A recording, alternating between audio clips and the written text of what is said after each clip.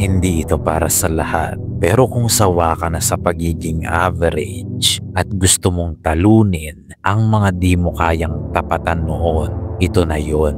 Hindi ito yung mga karaniwang tips na maririnig mo. Ito ang mga teknik ng mga taong hindi lang matalino, kundi delikado din sa laro ng buhay.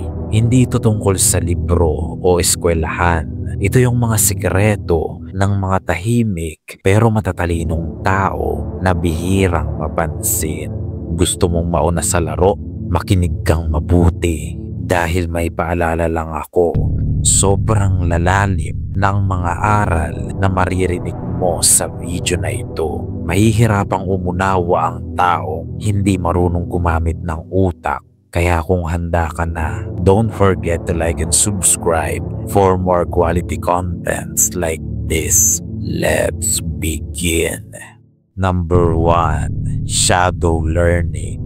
Shadow learning is the art of observing high-level thinkers. Kapag nagtanong ka sa isang matalinong tao kung paano maging matalino, hindi niyan sasabihin sa iyo lahat ng gusto mong malaman. Dahil kahit sila, hindi rin nila alam kung paano. Dito papasok ang shadow learning.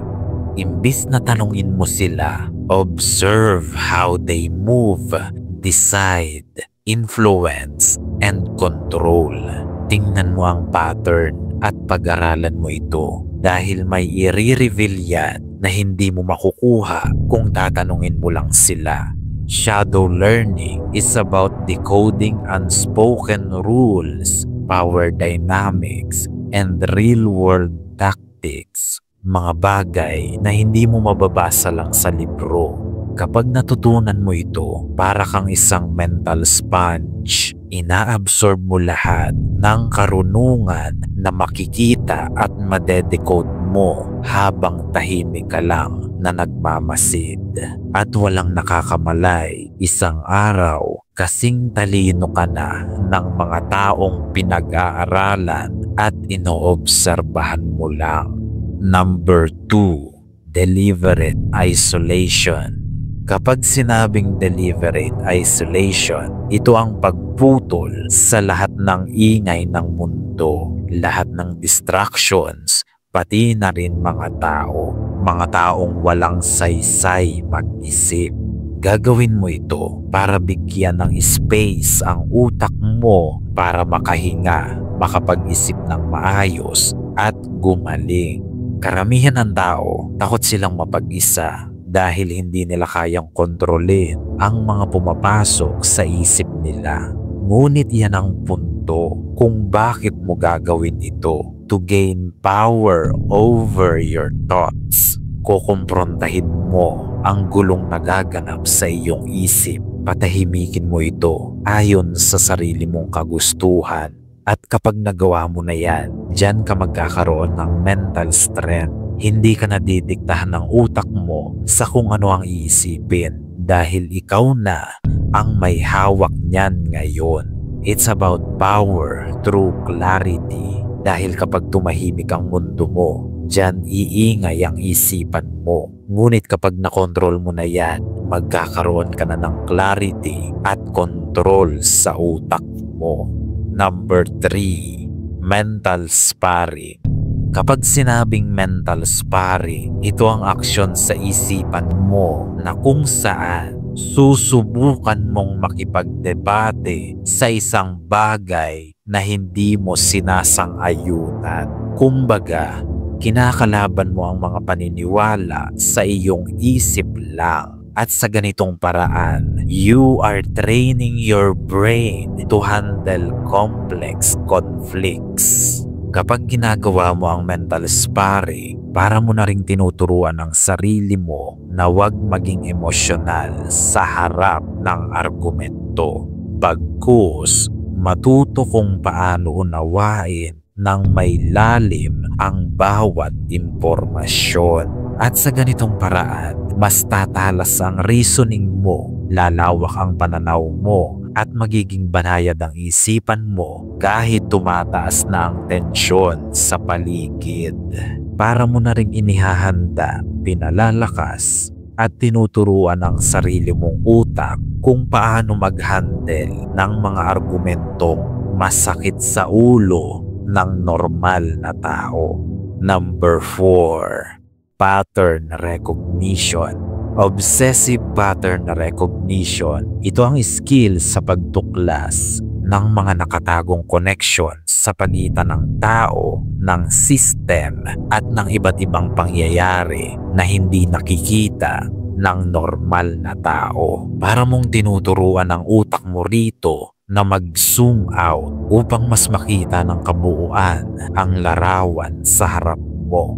Diyan mo mapapansin na ang lahat ng bagay, tao man yan, negosyo, relasyon o social dynamics, lahat yan may pattern na nagpapakita na konektado lahat sila. Kapag natutunan mo kung paano tuklasin at palabasin ang pattern na yon, matututunan mo rin kung paano makita ang mga susunod na mangyayari, kung sino ang magsisinungaling at anong oportunidad ang uusbong bago pa man ito malaman ng mga tao. Hindi yan basta panghuhula lang. It's about reading the code beneath the surface.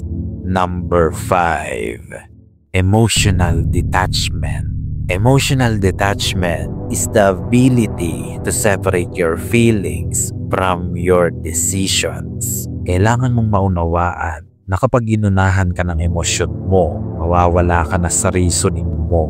Hindi pwedeng emotional ka at rational din. Imposible yan. Kapag nauna ang emosyon mo, magsasara ang utak mo. Ngunit kapag natutunan mong ihiwalay ang emosyon mo, you will gain control over yourself. At kapag may control ka sa sarili mo, may control ka na rin sa kahit anong sitwasyon. People who master this don't react, they calculate. At sa mundong pinangungunahan ng mga impulsive behavior, ang taong may control sa emosyon at sarili niya, palaging nasa advantage yan. Habang ang iba ay nilalaman na ng emosyon nila, ikaw nasa tamang pag-iisip pa rin. Number 6. Philosophical plus tactical execution. This is a rare combination of thinking deeply like a philosopher while acting sharply like a strategist. Ito ang aksyon kung saan pagsasamahin mo ang ancient wisdom at modern execution, gaya ng paggamit ng stoicism sa pang-araw-araw mong buhay upang mag-improve ang lifestyle na mayroon ka. Ang problema sa maraming tao, pinaghihiwalay nila ang wisdom at action. But true power comes when you think beyond emotion and move with intention. Huwag ka lang basta mag-aral ng mga ancient wisdom. Subukan mo rin itong i-apply sa pang-araw-araw mo. Gamitin mo ito para sa advantage mo. Dahil mas magiging kalmado ka sa oras ng gulo, mas tataas ang focus mo kapag ang iba ay natutuliro, at mas magiging delikado ka kahit tahimik ka lang at walang kipo. Number 7. Mental fasting. Mental fasting is the practice of intentionally avoiding all external stimulation. Dito mo tatanggalin lahat ng stimulation na pinapakain mo sa utak mo, gaya ng walang sawang paggamit ng cellphone, social media, pakikinig sa musika, at kahit pa mga small talks mula sa mga tao. Para kang nagdi-detox ng utak mula sa mga lason at ingay ng mundo na nagpapahina at pumapatay sa focus at creativity mo, kaya hindi ka makapag-isip ng maayos. Kapag nag-mental fasting ka, magre-reset ang utak mo, magkakaroon ng kalinawan ng isip mo, at lalabas ang mga bagong ideya na noon ay hirap kang isipin. Ang problema kasi sa maraming tao, natatakot sila sa boredom. Hindi sanay ang utak nila na walang iniisip o ginagawa.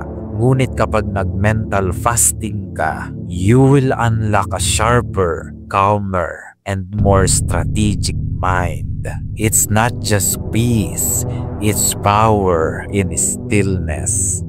Gayunpaman, marami nga ang makakapakinig, ngunit iilan lang ang makakaunawa hanggang sa muli nating pagkikita.